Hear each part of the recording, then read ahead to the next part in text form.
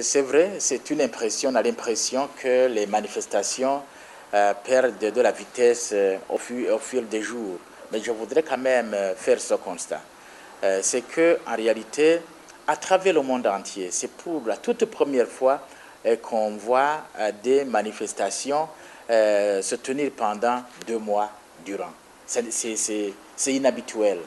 Ailleurs, ce sont des manifestations organisées par la société civile et qui peuvent durer 2-3 jours en rapport avec les revendications de la société civile ou des syndicats. Mais ici, je crois que tout dépend de la nature même de nos revendications. Ce ne sont pas des revendications type celles de la société civile, ce sont des revendications type politique. Parce qu'il s'agit de l'organisation de la société. Il s'agit de la constitution de l'accord d'Arusha qui structure l'État burundais. Et que par conséquent, compte tenu justement de comment nous avons obtenu ces instruments, nous avons décidé de lutter pour que ces instruments puissent toujours être préservés parce qu'ils ont permis que des Burundais continuent à vivre ensemble. Ça, c'est le premier élément. Le deuxième élément, c'est que, au vu justement de comment ces manifestations se sont déroulées, pendant qu'ailleurs, les polices ont soutenu, ont accompagné les manifestants et ils les ont protégés. Lorsqu'il s'agissait, par exemple, des marches, manifestations organisées par les Imbonerakure pour soutenir le président de la République, on a constaté que ces gens-là, ils ont bénéficié d'un soutien extraordinaire jusque le soir dans leur ménage. Mais contrairement à ce que nous avons fait, au lieu de bénéficier d'une certaine protection, nous avons assisté à des tiraillements où les militaires, les policiers, au lieu d'accompagner, il y a eu des difficultés parce qu'ils ont utilisé des kalachnikovs, ils ont utilisé des mitrailleuses pour traquer la population. C'est pour cette raison d'ailleurs qu'on a eu un grand nombre de tués. Je crois qu'aujourd'hui, on aussi est dans les 60 personnes tuées lors de ces manifestations. Tout simplement tuées par qui? Tuées par des policiers.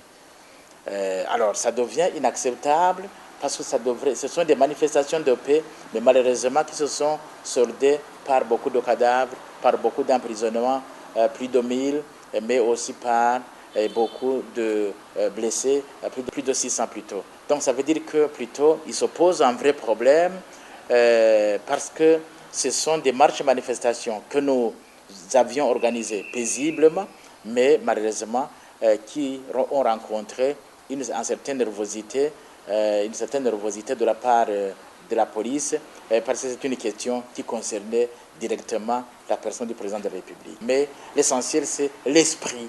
Ça veut dire que les manifestants qui vont rester à Bujumbura vont continuer à le faire, vont continuer à résister malgré les fusillades et jusqu'à ce que nous obtenions gain de cause. En tout cas, nous avons bénéficié de beaucoup de soutien, notamment le soutien politico-diplomatique de la part du monde entier. Hier, de la part de l'Union des États-Unis, des Nations Unies, de l'Union européenne, maintenant de l'Union africaine. Je crois qu'ils sont au point aujourd'hui de nous aider à engager des négociations pour qu'on puisse débattre de ces questions qui opposent les Burundais. Je crois que c'est le premier résultat, le plus important de ces marches et manifestations. Et à ce moment-là, effectivement, quand on va commencer à aborder ce genre de débat, on va le demander d'arrêter et parce que nous allons espérer que on puisse trouver la solution par rapport aux questions qui nous sont posées aujourd'hui.